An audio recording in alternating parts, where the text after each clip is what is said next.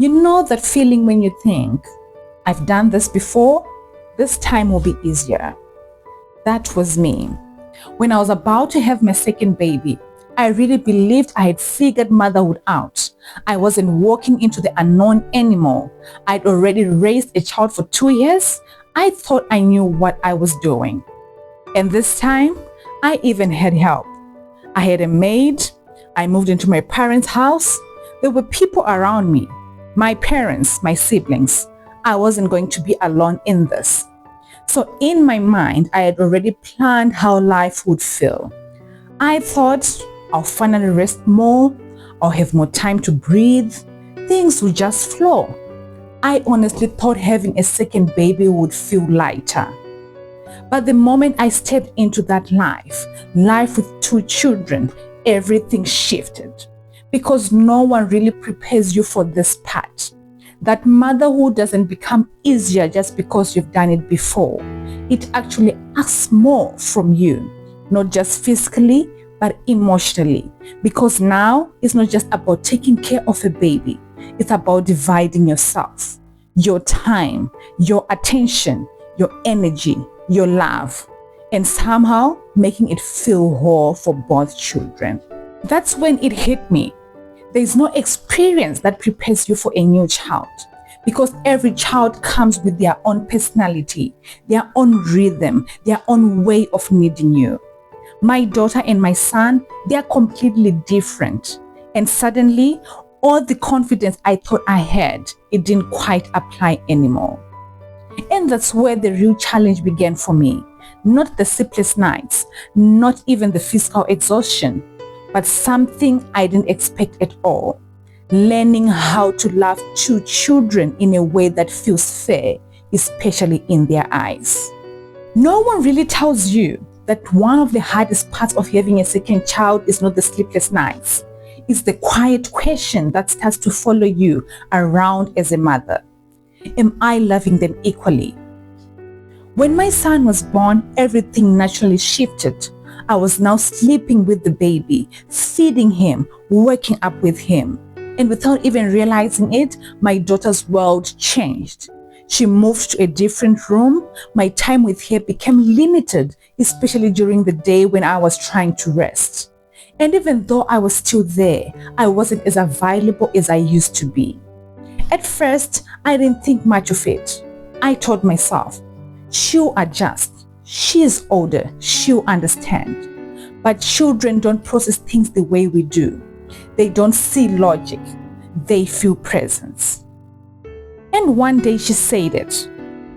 Mama, you love Andy more than you love me. I don't even know how to explain what that feels like a mother. It's like something inside you just drops. Because in your heart, you know that's not true. But in that moment, you also realize that's how it feels to her, and that feeling is real. I remember another day we were at my parents' house. My daughter was being moody, crying, wanting attention, and my son was just there, quiet, calm, sitting on his chair, playing with his toys. Naturally, I went to my daughter. I held her, tried to calm her down. And then my sister said something that just stayed with me. She said, you love Anutida more than Andy. I froze. Because how do you explain something like that? How do you explain that love doesn't always look the same in the moment? Before I could even say anything, my mate stepped in and said, no, that's not it. The one who cries more will always get more attention because she needs it more in that moment. And that explanation, it helped, but it also opened my eyes to something deeper. That sometimes as a mother, love doesn't look equal, it looks responsive. You go where their need is louder. You hold the one who is crying. You comfort the one who is breaking down. And from the outside, it can look like favoritism. But inside, it's just you trying to survive the moment. And still, even knowing that, the guilt doesn't go away because there are days I still feel like I'm failing one of them, days I question myself, days I wonder if I'm getting it wrong. Even now, it shows up in the smallest things. When I discipline my children, I can see how different they are. My daughter cries instantly, you correct her and you see it right there, loud, emotional, immediate. But my son, he doesn't react the same way. Sometimes I tell him something and he just walks away quietly. He goes into another room, sits under a desk, folds his hands, and I don't even realize he's upset until later. Sometimes it's his sister who comes to tell me, Mom, he's sad. And then I find him there, quiet, processing it in his own way. So now, every day I'm learning how to discipline one child without breaking the other, learning how to read emotions that are loud and emotions that are silent, and learning how to forgive myself in the process. Because if there's one thing raising two kids has taught me, is that they are not just different in how they need love. They are different in how they experience the world, and even more in how they start to shape each other. There's something I didn't expect when raising two kids. I always thought the younger one would grow up learning from the older one. Following their lead, copying the good example, but in my house, it didn't quite happen like that. I started noticing it from the time my son could sit. That's when it began. Slowly, quietly. My daughter started adjusting to him, not the other way around. If he was crawling around, she was right there with him. If he was making noise, she made more noise. If he was doing something he wasn't supposed to do, suddenly she was interested in doing it too. And I remember just watching them sometimes and thinking, wait, how did we get here?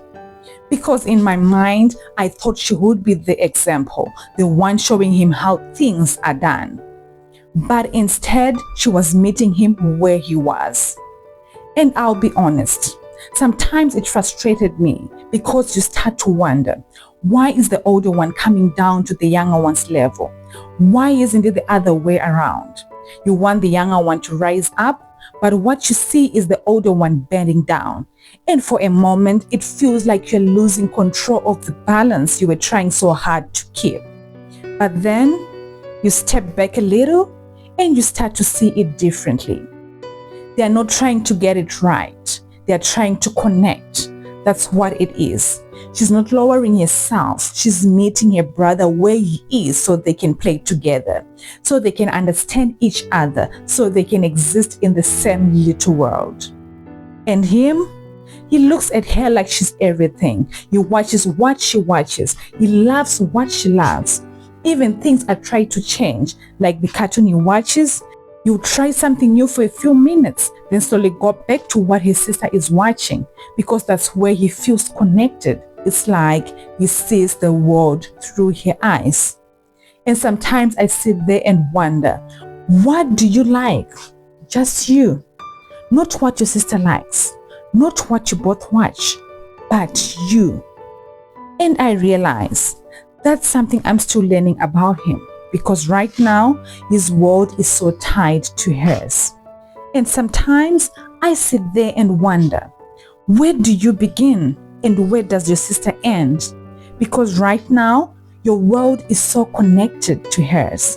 The things you love, the things you watch, the way you play, it's all intertwined. And maybe that's what this stage is about. Not individuality just yet, but connection first. And as much as this matching, this coping, this sharing of space can feel overwhelming sometimes, it's also building something quietly in the background, something you don't always notice in the chaos. A bond, a connection that shows up in the smallest, most unexpected moments, and sometimes in the most emotional ones too. If you watch siblings for long enough, you realize something very quickly. They can't live without each other, and at the same time, they can't stand each other. In my house, it's like that every single day. One moment they're laughing together, really laughing, running around, sharing toys, calling each other, pulling each other into their little world. My daughter becomes this protective big sister, making sure her brother is okay, speaking for him sometimes, guiding him. And my son, if she cries, even if it's just one of those small dramatic cries children do, he reacts immediately. He'll come running, almost upset himself. Like, what's happening? Why is she crying? Sometimes it even feels like he's saying, fix it, make her stop crying. And in those moments, you see it, that connection, that deep emotional attachment they have to each other. But then, give it a few minutes, just a few minutes, and suddenly they are fighting over a toy, over who goes first, over something so small you can't even trace where it started. And you're standing there thinking, weren't you just hugging each other? It's like love and frustration live in the same space, switching places without warning. And then there's this other thing, this feeling I didn't expect. Sometimes it feels like I'm raising twins because everything has to be equal. If I say good job to one, the other one is already looking at me, waiting. If I send one to do something, the other one wants the same instruction. If one starts dancing, the other joins, and now I have to watch both of them at the same time, because if it feels like I'm paying more attention to one, that's a problem. In their world, no one gets to shine alone. They both have to shine at the same time, and it's beautiful, but it's also exhausting. Meal times are their own story. My daughter will eat small amounts here and there, no big fuss. But my son, he knows exactly what he wants. He can literally test if the food was not cooked that day. You give him something he doesn't like, and that's where all his emotions come out. You protest, cry, refuse. And I find myself negotiating over food, trying to stay calm, trying to understand him, while my daughter is just there, quietly eating, watching everything unfold. Bedtime feels like a whole event. They go to bed at the same time, but my daughter always ends up sleeping last. And my son, he doesn't want the story to end. You try to close the book, and he's looking at you like, no, not yet. So you read a little more, then a little more, and before you know it, you're still there, sitting between them, tired, but also aware that these are the moments they'll remember. And then there are small things that make you laugh without even trying. You send him to do something. Before he does it, he runs to tell his sister, Mom said I should do this. Then he runs back to do it quickly. And now she comes to you, wanting the same instruction. It's like they're constantly checking in with each other, making sure they're both included in everything. And when you step back and look at all of this, the fighting, the laughing, the coping, the competing, you start to see what's really happening underneath it all.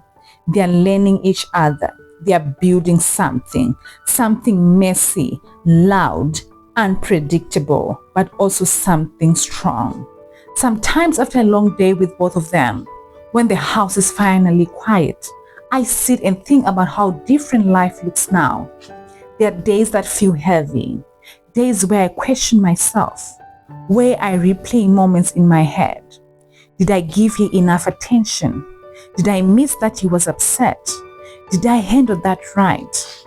Because raising two children is not just double the work, it's double the emotions, double the thinking, double the guilt sometimes, and yet also double the love.